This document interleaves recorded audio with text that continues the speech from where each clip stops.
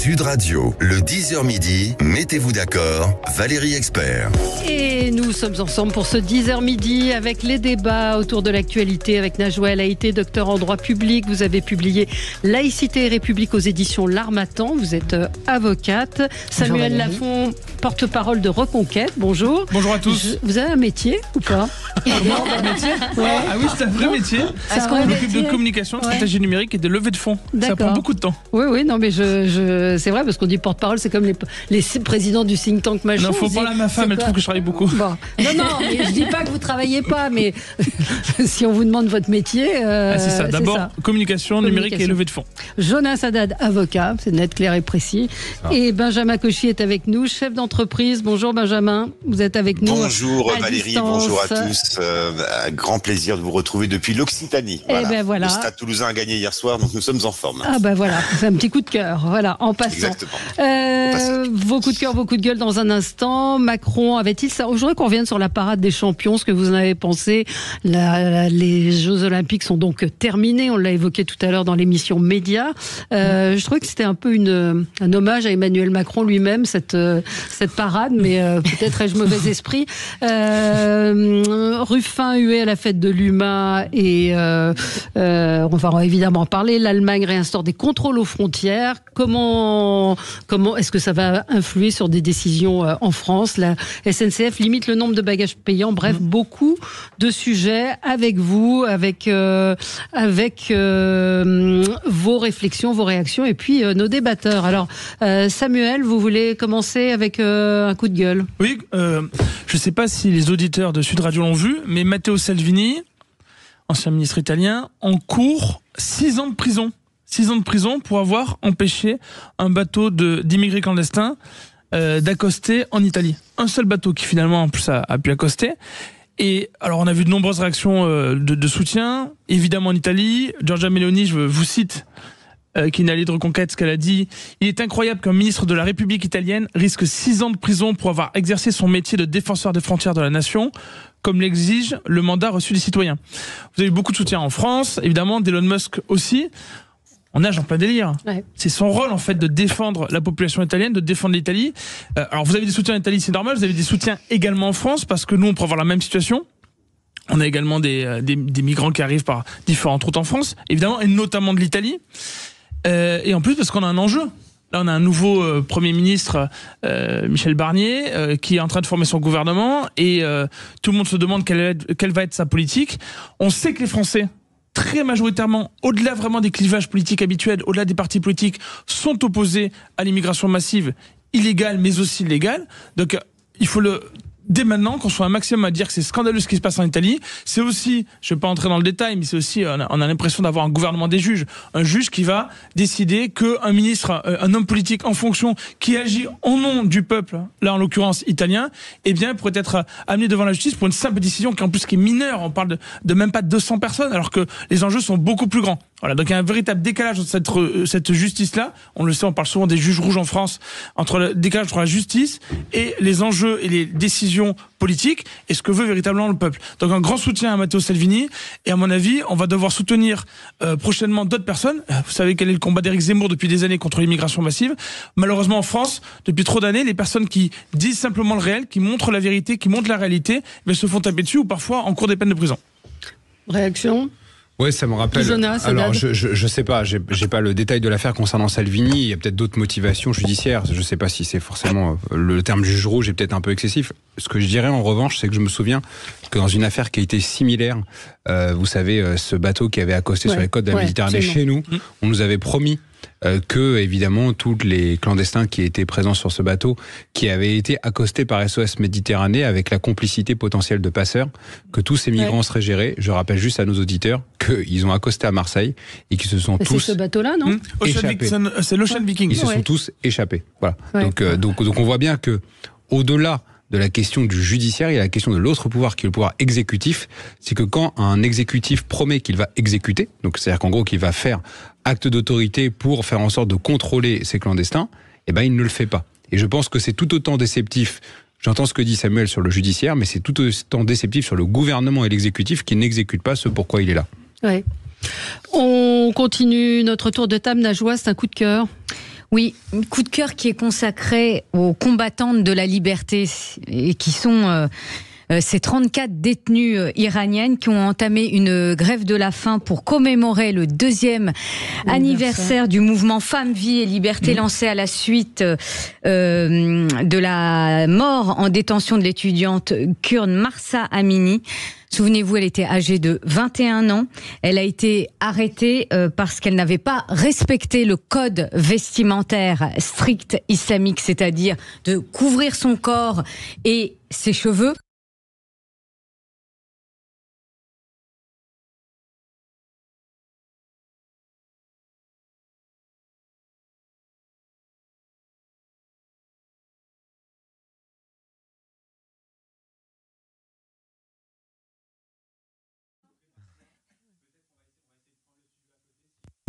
Attends, ça repart. Ah. Ça repart. Alors, on a une petite interruption momentanée. Alors, Najwa, donc vous revenez sur votre coup de cœur. Donc, ces femmes iraniennes. Oui, c'est 34. Ouais, 2e anniversaire, vous l'avez dit, de la mort donc de cette femme arrêtée et tuée pour avoir une mèche qui dépassait de son foulard. Voilà. Eh bien, vous avez donc 34 détenues iraniennes qui entament une grève de la faim pour commémorer, comme vous l'indiquez, le 2e anniversaire du mouvement Femmes, Vie, Liberté, qui a été lancé en septembre 2022. À la suite de la mort en détention de l'étudiante kurde Mahsa Amini, qui était à l'époque âgée de 21 ans, pour n'avoir pas respecté ce code vestimentaire strict, code vestimentaire islamique, où en effet on couvre le corps et ses cheveux. Alors cette information, elle nous vient d'où ? Elle nous vient du tweet du prix Nobel de la paix de 2023, Narges Mohammadi, qui actuellement également est incarcéré à la prison de Evin à Téhéran depuis novembre 2021 et qui lutte depuis de nombreuses années contre la peine de mort et bien sûr contre le voile, le port du voile islamique de manière obligatoire. Alors, vous me direz, mais depuis 2 ans, depuis ces manifestations importantes en Iran, qu'est-ce qui s'est passé ? J'ai envie de vous dire que la répression a repris et elle est de plus en plus virulente puisque Téhéran continue à réprimer les femmes et les filles et les initiatives militantes féministes contre le port obligatoire du voile. Vous avez également un projet de loi sur le hijab et la chasteté qui est en cours d'approbation par le Conseil des gardiens de l'Iran. Et ce projet de loi rapidement prévoit des sanctions plus sévères pour les femmes qui ne portent pas le hijab obligatoire, notamment des amendes exorbitantes, des peines de prison plus longues, des restrictions en matière de travail et d'éducation et des interdictions de voyager comme c'est le cas actuellement. Donc dans ce contexte, ce coup de cœur, pour moi, est une manière aussi de dire, eh bien, continuons de porter leur voix. Parce que leur combat est important, il est important pour elles, mais il est important également pour nous. Oui, et on pense aussi aux femmes afghanes. Tout à fait. Personne ne parle vraiment beaucoup, qui elles sont carrément effacées de la société. On pourra en dire un mot, on va marquer une petite pause, on a eu des petits soucis techniques, ne vous inquiétez pas, chers auditeurs, tout va rentrer dans l'ordre dans un instant, après le journal, à tout de suite. Radio, le 10h midi, mettez-vous d'accord, Valérie Expert. Et vous pouvez retrouver les pronostics hippiques évidemment sur le site de Sud Radio, sudradio.fr. On est ensemble donc jusqu'à midi. Désolé pour ces petits problèmes techniques, coupure de courant, donc tout va rentrer dans l'ordre. Et nous débattons avec Najwa Laïté, avocate, docteur en droit public. Vous avez publié Laïcité et République aux éditions L'Harmattan. Samuel Lafont, porte-parole de Reconquête. Jonas Haddad, avocat, et Benjamin Kovici, chef d'entreprise. On va revenir sur la fin des JO, sur cet esprit JO, va-t-il perdurer, puis sur cette parade des champions et la présence politique d'Emmanuel Macron, très politique. François Ruffin est hué à la fête de l'humanité, l'Allemagne qui réinstaure des contrôles aux frontières. Bref, on a beaucoup de sujets aujourd'hui de débat. Benjamin, vous vouliez revenir sur la démission de Thierry Breton. On l'a appris ce matin. Il l'a annoncé sur Twitter. Oui, alors j'avais envie de ce matin de vous parler d'un départ que personne ne va regretter, enfin en tout cas parmi les gens que je peux connaître. La bonne nouvelle finalement, c'est cette démission de Thierry Breton ce matin de la Commission européenne. Avant toute chose, je voulais juste vous lire un petit peu le tweet qu'il a réalisé. Je vais vous le dire en français, ça sera plus sympa parce que même si Thierry Breton est commissaire européen d'origine française, il a tenu à s'exprimer en anglais, à se demander toujours si finalement la France est bien représenté. Quoi qu'il en soit, il explique que le 25 juillet dernier, le président Emmanuel Macron l'avait mis en haut de la shortlist finalement pour continuer à être de nouveau le candidat français à la Commission européenne. Et puis finalement, Ursula von der Leyen, la présidente de la Commission, aurait décidé de choisir quelqu'un d'autre pour des raisons personnelles que vous n'avez à aucun moment discuté directement avec moi. Donc on sent quand même que c'est un départ, une démission un petit peu forcée. On comprend que Monsieur Breton a été finalement un pion et que la France pourrait récupérer un dossier beaucoup plus important que celui du numérique. Rien à voir avec Samuel Lafont évidemment, mais quoi qu'il en soit, Thierry Breton s'en va avec perte et fracas. On rappelle quand même que Thierry Breton, c'est Monsieur Athos, c'est celui qui a, après avoir été ministre, bien récupéré la société Athos qu'il a mis en miettes. Et donc aujourd'hui, il part. Alors est-ce que c'est comment dirais-je, ces joutes verbales tweetesques durant l'été avec Elon Musk ont fini de savonner sa planche. Quoi qu'il en soit, c'est un départ, c'est une démission fracassante. Ce qui est intéressant, c'est de savoir surtout, et lorsque l'on lit sa lettre de mission, c'est que la France, a priori, aurait négocié un portefeuille plus important au sein de la Commission européenne. Donc, on trouve dans cette démission un manque d'élégance absolue. Finalement, on sent une frustration, une vexation qui n'est pas digne de la hauteur du poste pour lequel il était affecté, pour lequel il travaille depuis de nombreuses années.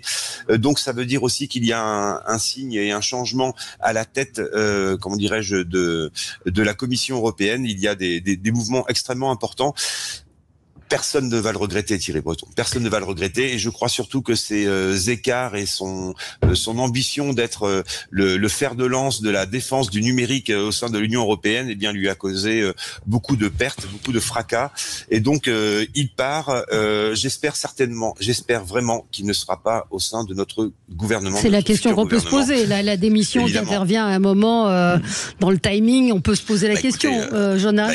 Bon, après, je suis pas sûr qu'il y ait quelque chose d'automatique, parce que vous savez, pour être au gouvernement, d'abord, il faut respecter des équilibres politiques. Il me semble que Thierry Breton. Peut-être avoir un bilan. Excusez-moi, Jonas. Peut-être avoir un bilan. Parce qu'entre Athos et la Commission européenne, on peut pas dire que Monsieur Breton est un véritable. Moi, je suis pas son avocat, donc peut-être c'était assez juste. Je sais pas vraiment.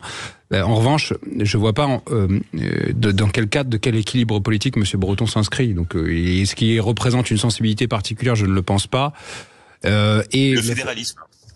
Voilà, et peut-être. Et le fait que ça s'inscrive juste avant le gouvernement, je pense pas. Je pense qu'en revanche, là, vous avez raison, c'est que si Thierry Breton a été sacrifié sur l'autel de l'ambition française pour avoir un plus gros portefeuille, c'est peut-être bien. Voilà, et puis au final, ça arrange tout le monde, j'ai l'impression. Donc voilà, peut-être qu'il retournera dans le privé. Mais je suis pas certain que ce soit très lié au gouvernement. Mais voilà. vous faisiez remarquer hors antenne le petit paradoxe, le cocasse d'annoncer sur Twitter son départ et de faire un tableau de ce que devrait être la prochaine Commission européenne. Alors que j'ai cru comprendre qu'il n'était pas fan de Twitter. Donc ça, c'est le paradoxe toujours. Voilà. Oui, Samuel. Écoutez, c'est votre métier. Si ça permet d'avoir un meilleur poste à la Commission européenne, dans l'état actuel des choses, c'est-à-dire dans l'état où on garde la Commission européenne, qu'on pourrait très bien supprimer ou dont on pourrait changer le rôle, eh bien c'est mieux pour la France, évidemment.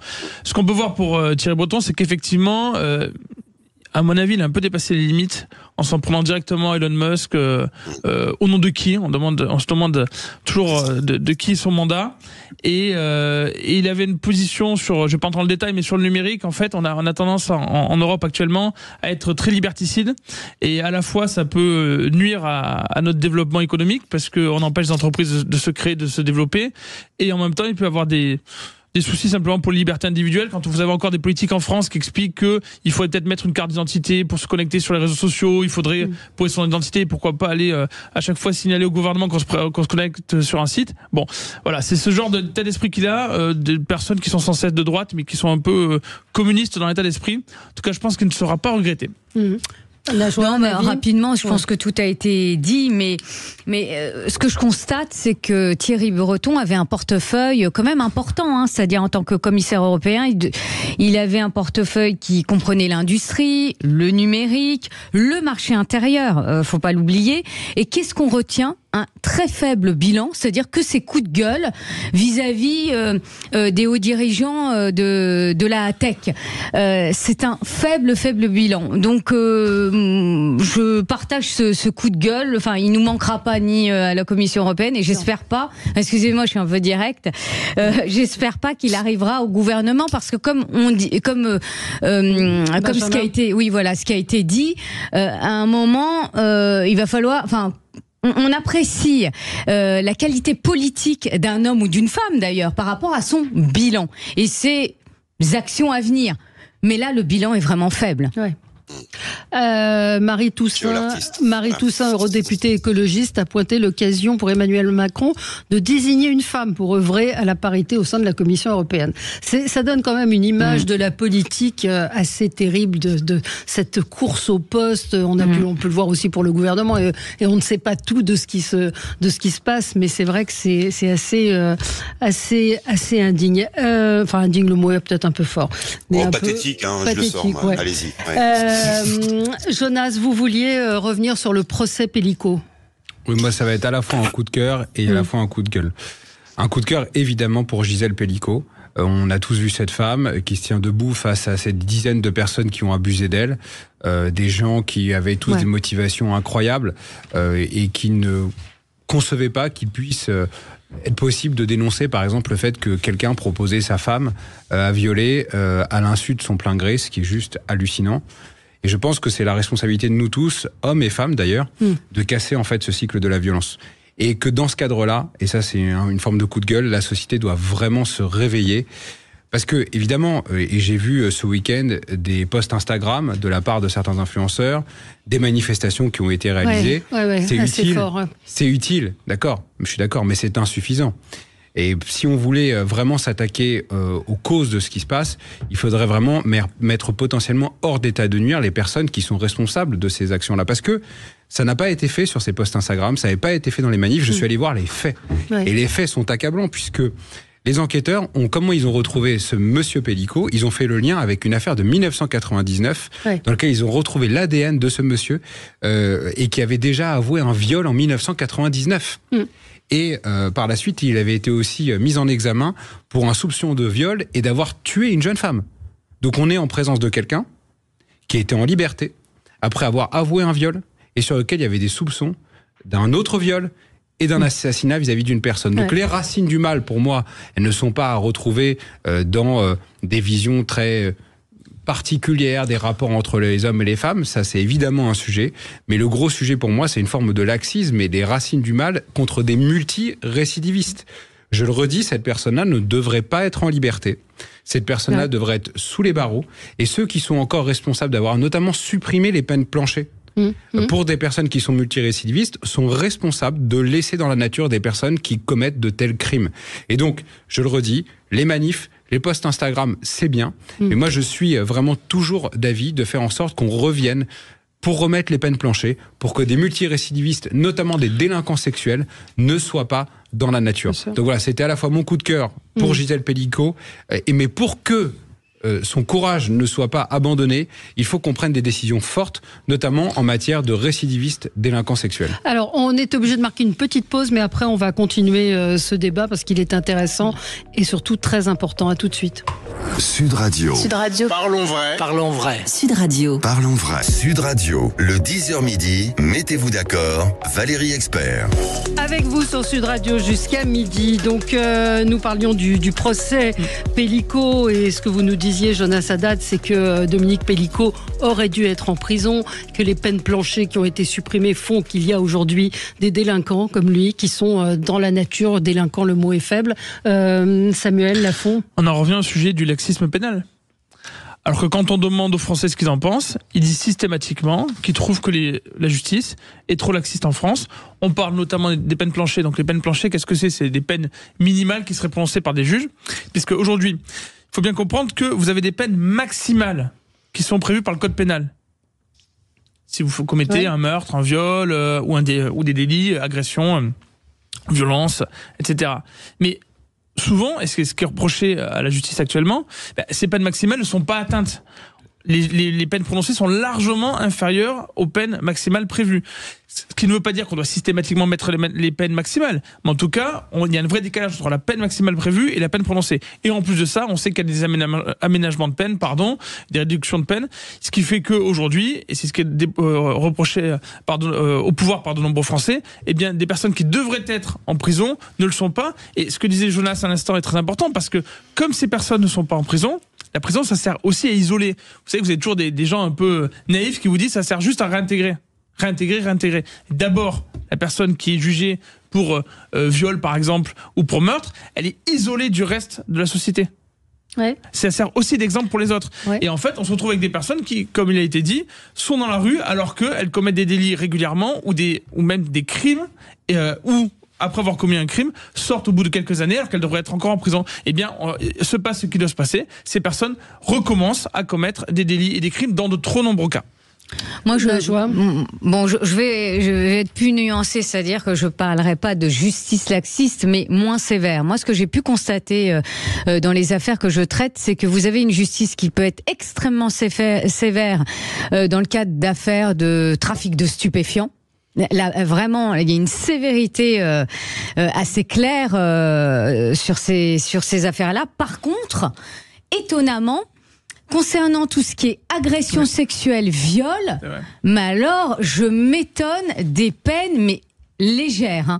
Moi, j'avais assisté à une audience où je passais dans les dernières, et il y avait une affaire de viol. Je m'attendais vraiment à une peine extrêmement sévère. Et là, le tribunal correctionnel annonce une peine de 6 mois. 6 mois ferme. Mais 6 mois, enfin, je veux dire, 6 mois, c'est rien. C'est un viol, quand même. On parle d'un viol. Et en plus, viol, vous remarquerez, devant le tribunal correctionnel. On parle pas des assises, là, parce qu'il y a certains viols qui sont correctionnalisés. Donc, parce que, la justice est débordée. Et donc, on fait passer certaines affaires de viol devant le tribunal correctionnel. Donc voilà. Bon, là, on regarde la gravité des faits et de l'affaire de Gisèle Pellico. Heureusement que c'est passé devant les assises. Mais moi-même, ayant traité de certaines affaires d'agression sexuelle, je vais devant le tribunal correctionnel. Après, l'agression sexuelle, c'est un délit. Mais le viol, je vous assure, c'est un crime. Et pourtant, dans certaines affaires, le choix qui est fait, c'est d'aller devant le tribunal correctionnel. Combien de condamnations par rapport aux plaintes, enfin le chiffre, je crois que c'est de 1%. Tout à fait. Et pourquoi ? Parce que c'est toujours la preuve qui pêche. Et moi, je le vois aussi concernant certaines affaires que je traite, où quand je dis à ma cliente, est-ce que vous avez des preuves, des textos, des photos et tout ça, elle pense pas forcément. Enfin, vous voyez, quand vous êtes dans l'œil du cyclone, à être victime de violence, vous ne pensez pas forcément à vous prendre en photo, ou à garder tous vos échanges textos. Donc là, les plaintes, on va dire, font souvent l'objet d'un avis de classement parce qu'il n'y a pas assez de preuves, hélas. Ouais. Oui, ce qui a été dit à l'instant est très juste. Les Français sont d'ailleurs souvent choqués des faibles peines pour tout ce qui est atteinte à la personne. Tout à fait. Donc des vols avec violence, des agressions diverses, des agressions sexuelles, des viols. On est choqués, on a l'impression que les personnes qui jugent, alors notamment quand c'est correctionnel, qui sont des juges professionnels, qu'une partie d'entre eux ne se rend pas compte de la gravité de ces faits, véritablement, de ce que c'est que se faire agresser, que ça peut marquer les gens à vie. Bien sûr. Et en plus de ça, quand vous laissez des personnes en agresser d'autres dans la rue, eh bien, c'est toujours pareil. Vous installez un climat de laxisme qui fait que les autres peuvent se dire, pas de problème. J'ai juste une bonne nouvelle. Ouais. Une bonne nouvelle ce matin en termes judiciaires. On apprend que dans l'affaire Lola, donc la petite Lola qui avait été massacrée par Dabia B, une immigrée sur notre sol, le parquet requiert un procès pour meurtre accompagné de viol, torture ou acte de barbarie. Voilà. C'est-à-dire qu'elle n'est pas déclarée irresponsable pénalement, parce qu'il est un peu simple, vous le voyez, dans des agressions, dans des meurtres, mais également malheureusement dans des attentats, on nous explique que la personne ne serait pas responsable, qu'elle serait juste folle. Ben là, il a été décidé qu'elle serait jugée et qu'elle est entre guillemets pas suffisamment folle pour ne pas être jugée. Mais c'est une bonne nouvelle. Oui, Benjamin Cauchy sur le procès Pellico. Sur l'affaire Pellico, effectivement, je crois que tout a été dit. Je partage le point de vue sur le laxisme judiciaire. Ça, je crois que c'est vraiment une faille française. J'ai envie de vous parler aussi de justice médiatique finalement, parce que dans ce procès, ce qui fait la force de ce procès, c'est que Madame Pellico a souhaité qu'il n'y ait pas de huis clos.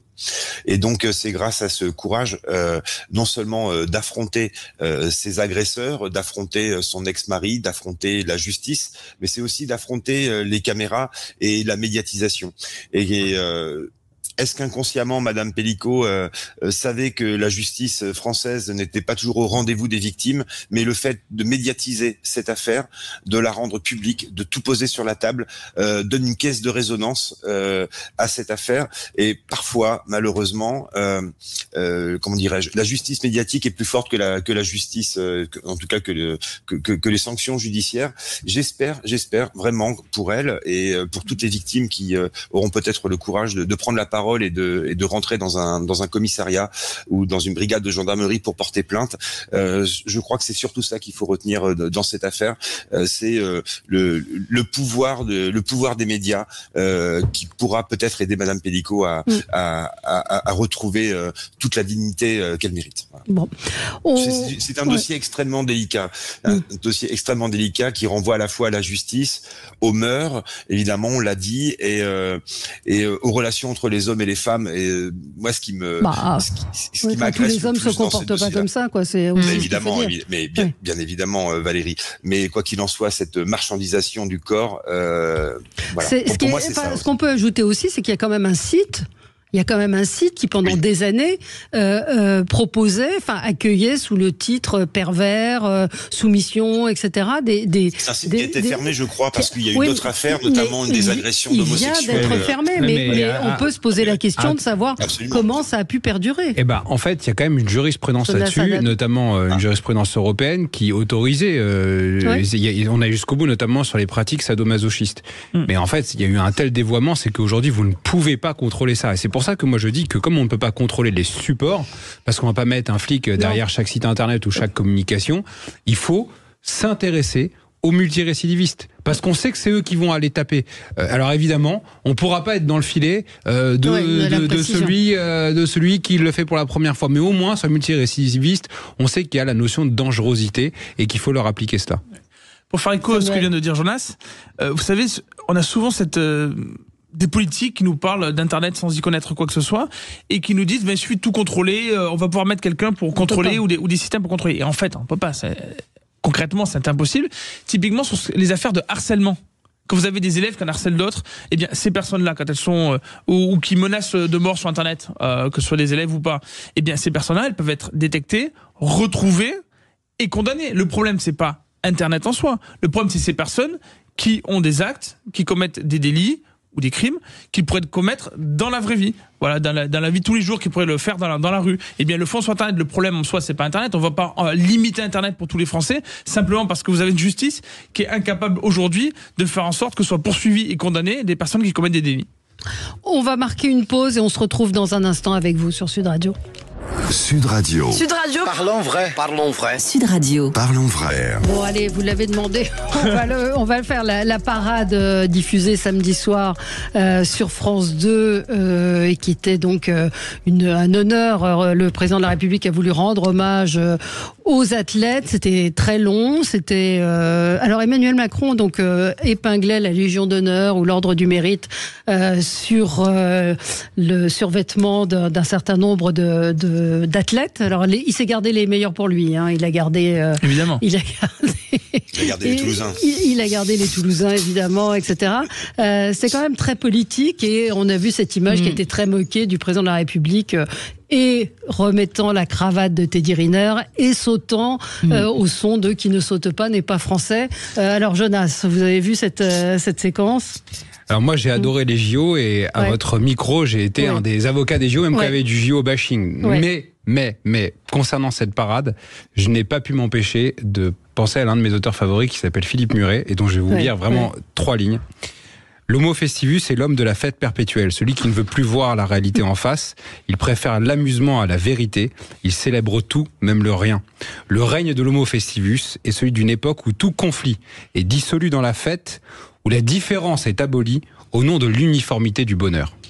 Et en fait, on voit arriver, avec cette célébration permanente de la fête, moi j'aime bien la fête, mais lorsque la fête va au bout de ce qu'il est possible de faire, que c'est une façon de sortir les gens en réalité d'une réalité qui peut être parfois beaucoup plus difficile, avec les réalités budgétaires, avec les réalités sécuritaires. Et donc, je pense que là, c'est une nouvelle étape du macronisme qui est l'homo festivus, et donc cette capacité à se complaire dans la fête et à danser au-dessus d'un volcan. C'était plutôt la parade d'Emmanuel Macron. Tout le monde s'en est rendu compte en regardant cette nommée parade des athlètes. La réalité, c'est qu'on a passé un très très bon été pour ceux qui ont pu assister, qui ont eu la chance d'assister directement à des épreuves des Jeux Olympiques ou des Paralympiques, ou qui ont assisté ou regardé à la télévision simplement les épreuves.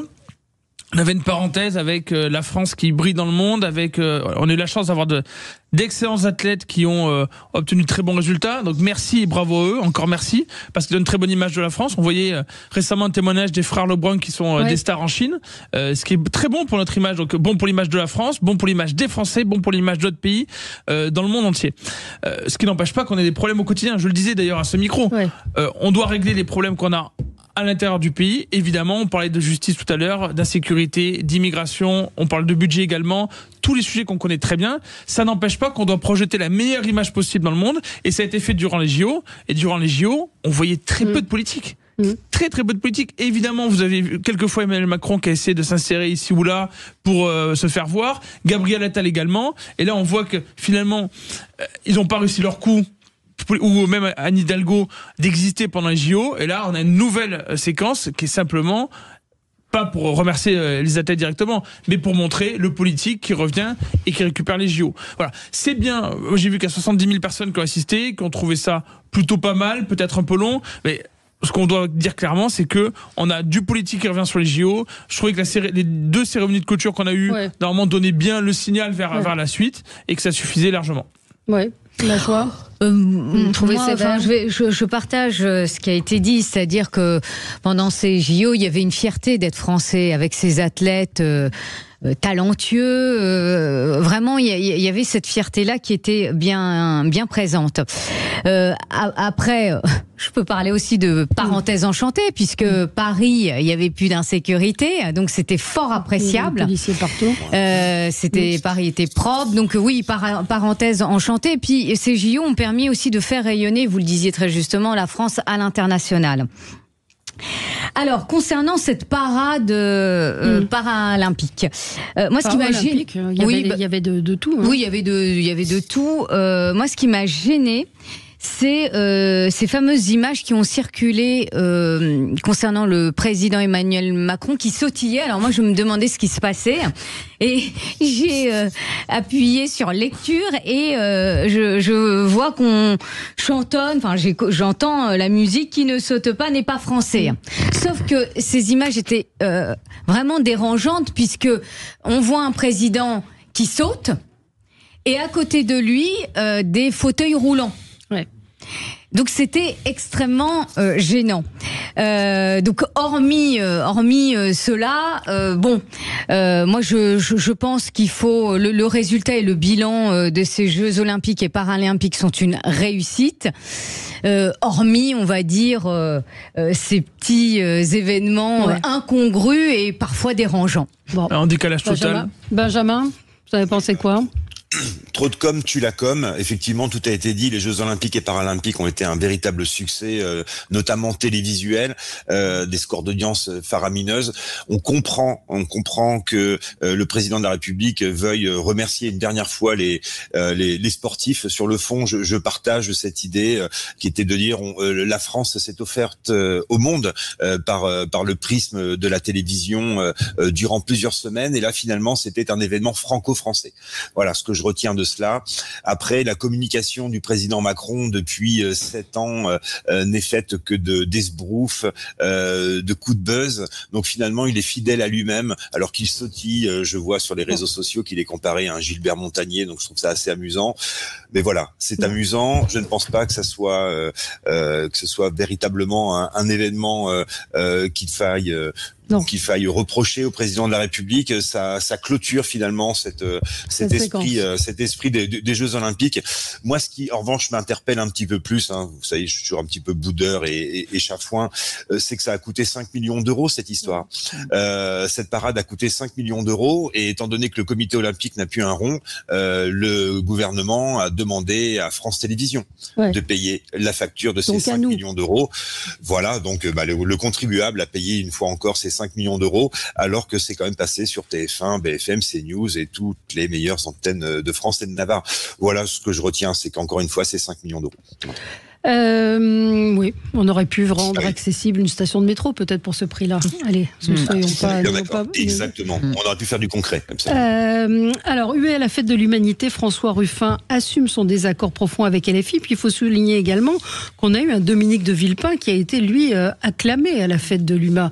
Donc il y a, je sais pas si vous avez regardé un petit peu Jonas Haddad, ce qui s'est passé ce week-end. Donc on rappelle, François Ruffin a publié un livre dans lequel il raconte un certain nombre de pratiques de la France insoumise. Oui. Il est malgré tout allé à la fête de l'UMA où il a été hué. On a pu entendre nous sommes tous antifascistes avec des bras levés. Qu'est-ce que vous en avez pensé ?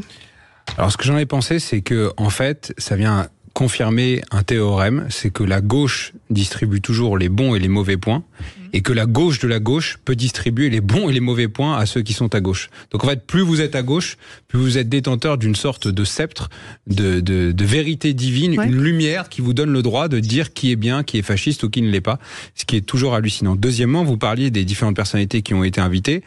Moi, je suis quand même assez étonné qu'un certain nombre de personnalités politiques qui se revendiquent, par exemple de la droite, se précipitent dans une fête de l'humanité, qui revendique quand même un journal qui a été là pour le coup dans la collaboration active, notamment dans les premières années du conflit 39-45, d'un régime qui se réclamait du communisme qui a fait des millions de morts, et tranquillement, parce que la gauche culturelle gagne et avance, les gens se rendent à l'humanité comme si c'était tout à fait normal pour se faire insulter. Alors il y a peut-être une forme de syndrome de Stockholm là-dedans.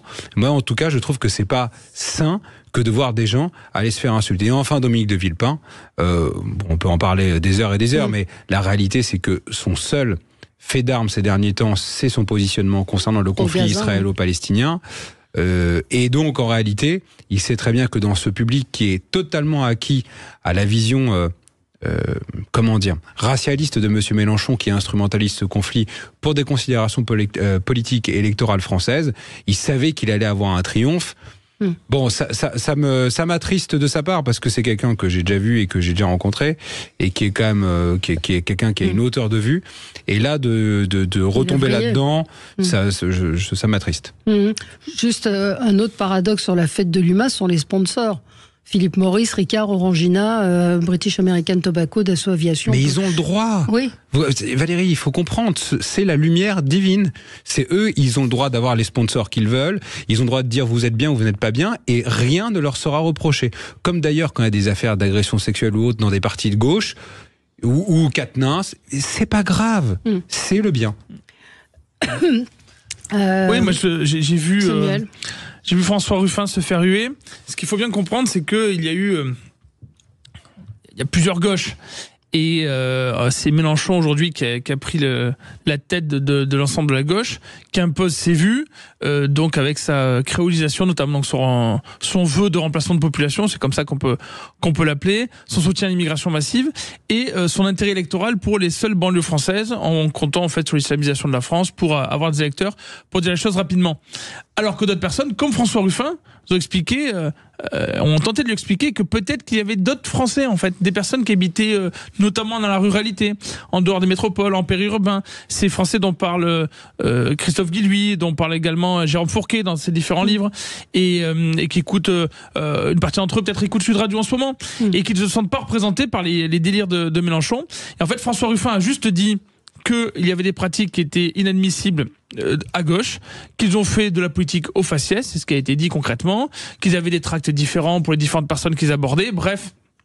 Et une fois que François Ruffin a simplement révélé ça, on savait qu'il y avait une différence de positionnement de fond, mais une fois qu'il a révélé ça, il est devenu... il est ostracisé complètement dans un système sectaire. Véritablement, on peut parler d'un système sectaire qui le renvoie, qui essaie de le balayer, de l'écraser.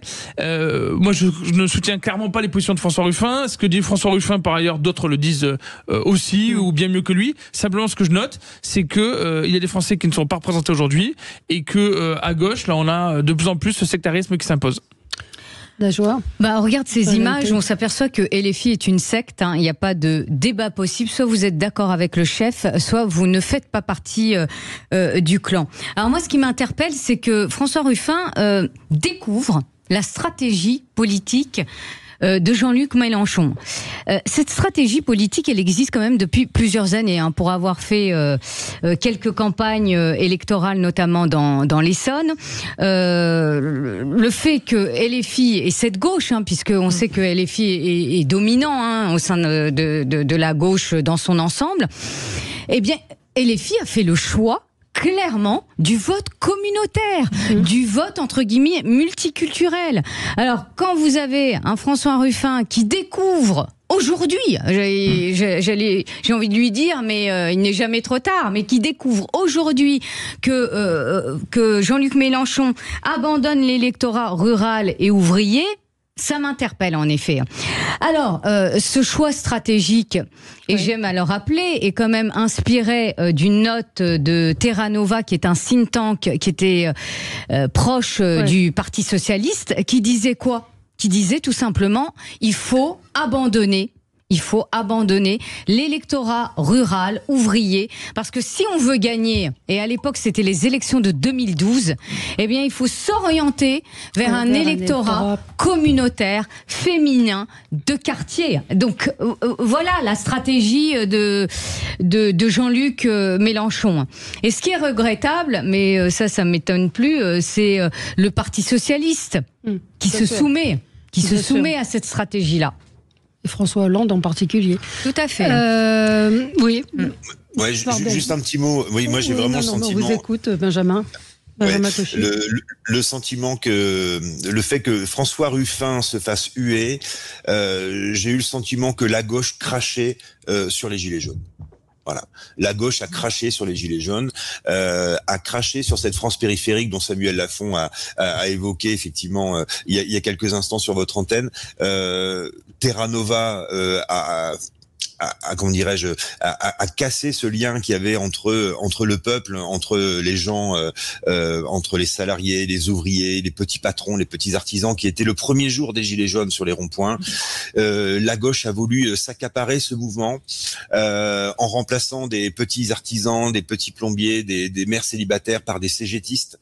Je voyais les chasubles rouges de la CGT être échangés pour mettre une chasuble jaune sur les péages.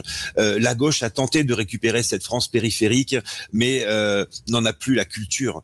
Et hier, lorsque j'ai entendu Monsieur Arnaud, député antifasciste soi-disant, mais finalement un véritable fasciste, quand on a entendu les huées que Monsieur Ruffin a essuyé, j'ai compris véritablement que la gauche avait craché sur le mouvement des Gilets jaunes. C'est vraiment le message que je voulais faire passer aujourd'hui. Jonas, je rappelle juste rapidement à nos auditeurs rapidement que ce Monsieur Arnaud, qui est fiché S et qui est député, est également à l'origine, avec son mouvement qui s'appelle Jeune Garde, du tabassage en marge d'une manifestation pro-palestinienne d'un jeune passant qui avait rien demandé, si ce n'est qu'il était de confession juive et qui a été agressé en commun avec le service d'ordre de Madame Hassan, dont je ne sais pas par qui il est payé, et la Jeune Garde de Monsieur Raphaël Arnaud.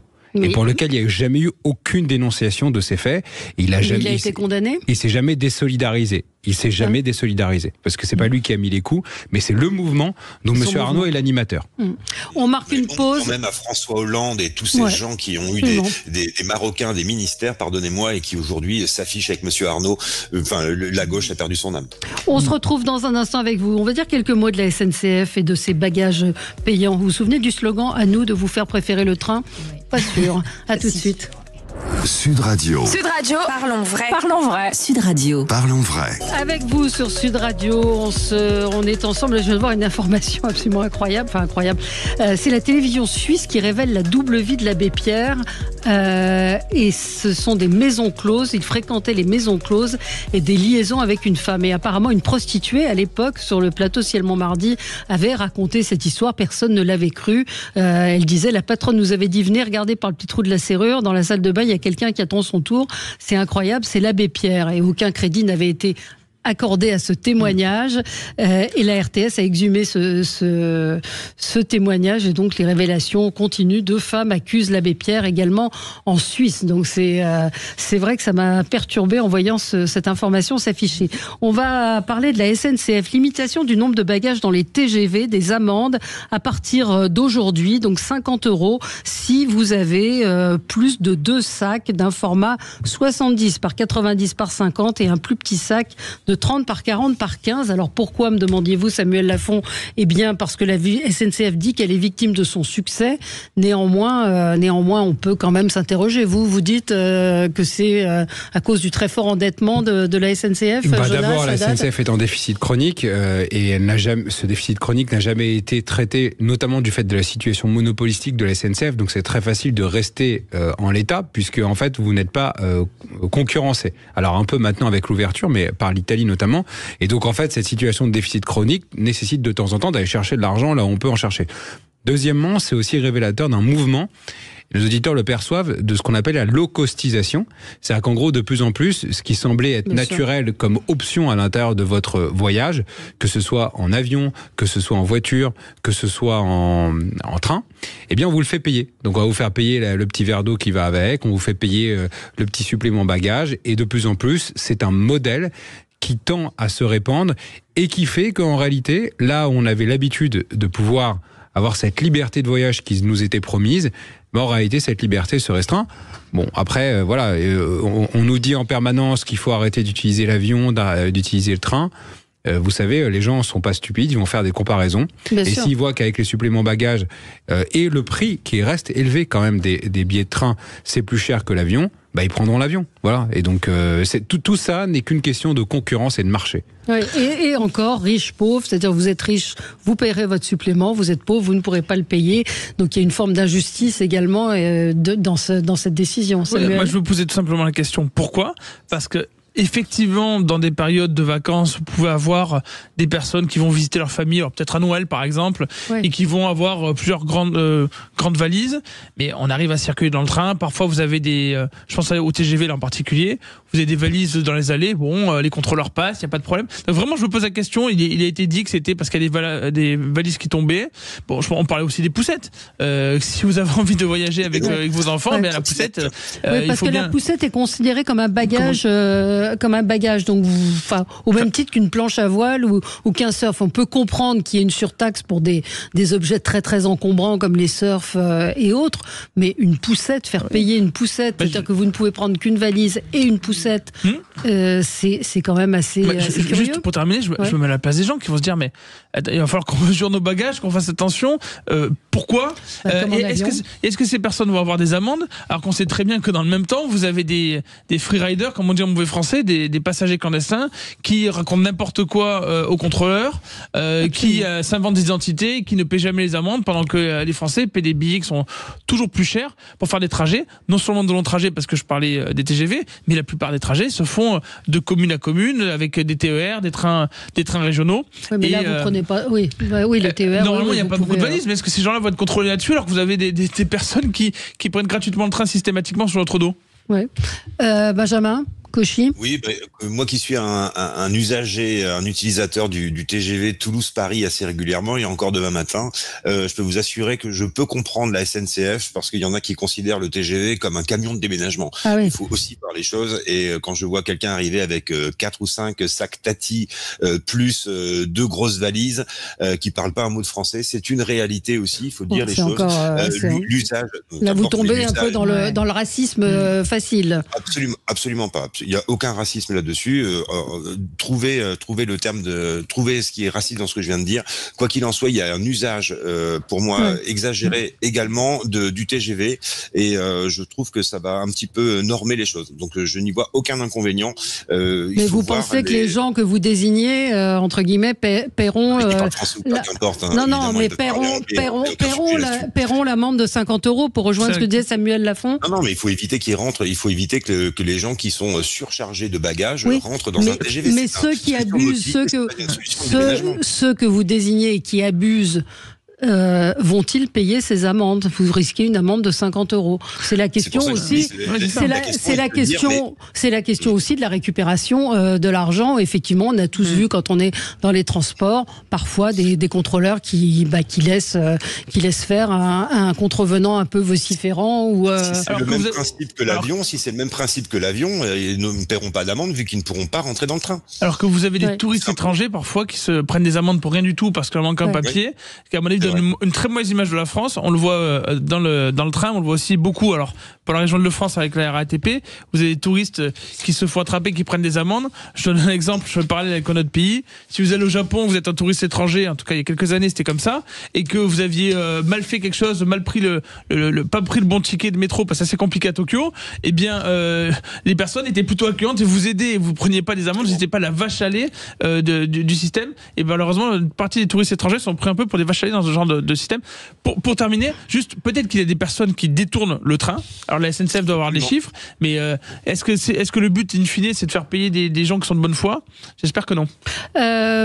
Alerte info, Emmanuel Macron propose Stéphane Séjourné comme commissaire européen à la place de Thierry Breton. Voilà. Ben voilà, au moins la boucle est bouclée.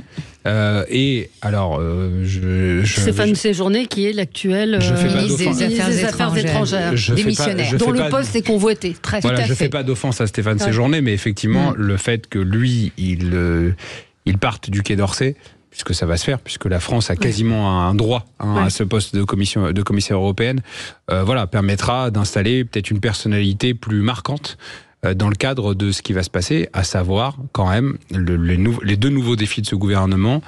Pour le coup, vraiment positionner la France sur la scène internationale, sur l'avancement de ce qui se passe en Ukraine et sur l'avancement de ce qui se passe à Gaza.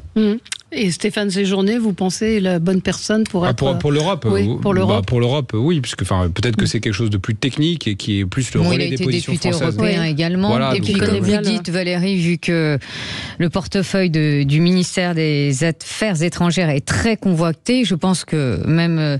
le ministre de l'Intérieur démissionnaire, Gérald Darmanin, le convoite, notamment. Oui, bien sûr. C'est le jeu des chaises musicales. Oui, on parlait des conflits qui sont des enjeux, évidemment, pour faire entendre la voix de la France. Il y a aussi quelque chose dont on ne parle quasiment jamais, c'est l'influence du pays dans le monde, au-delà des guerres, dans le quotidien. Et c'est un rôle qui est extrêmement important. Vous avez plusieurs livres qui ont été écrits là-dessus, sur le rayonnement, sur le manque de rayonnement, la baisse de l'influence de la France dans le monde. Et c'est se faire connaître des autres pays, c'est être apprécié par les populations d'autres pays. Je cite un exemple, je vous parlais du Japon à l'instant, donc je continue sur le Japon. Les anciens Japonais, qui ont plus de 60 ans, étaient très fans de la France. Ils le sont beaucoup moins. Et maintenant, chez les jeunes populations, c'est l'Italie qui est importante et la France compte beaucoup moins. Et ça, c'est le Japon, c'est un pays qui est extrêmement important dans le monde par sa puissance. Et vous avez d'autres pays aussi pour qui, en fait, on ne compte plus. C'est extrêmement important qu'on puisse, vendre nos produits culturels. On parlait des Jeux Olympiques, c'est extrêmement important. On a eu cette chance pendant les Jeux Olympiques de pouvoir rayonner. Il faut qu'on continue. Ça doit pas être un seul coup, un été, ou même en 2030. Ça doit être continuel de se faire voir dans le monde entier. Bon, c'est fini. Moi, juste, je rajoute peut-être une chose pour le nouveau ministre des Affaires étrangères. Il y a un autre continent qu'il faut vraiment qu'on arrête d'oublier, c'est l'Afrique. Notre relation est très dégradée avec l'Afrique, en raison de choix qui ont été vraiment parfois stupides. Et j'espère que le nouveau ministre des Affaires étrangères reprendra cette relation particulière avec le continent africain. Bon, vous êtes censuré, Benjamin Cauchy, on n'a plus le temps, mais vous reviendrez évidemment. Merci à vous, merci à tous les quatre. Très bonne journée sur Sud Radio, à demain. Sud Radio. Sud Radio. Parlons vrai. Parlons vrai. Sud Radio. Parlons vrai.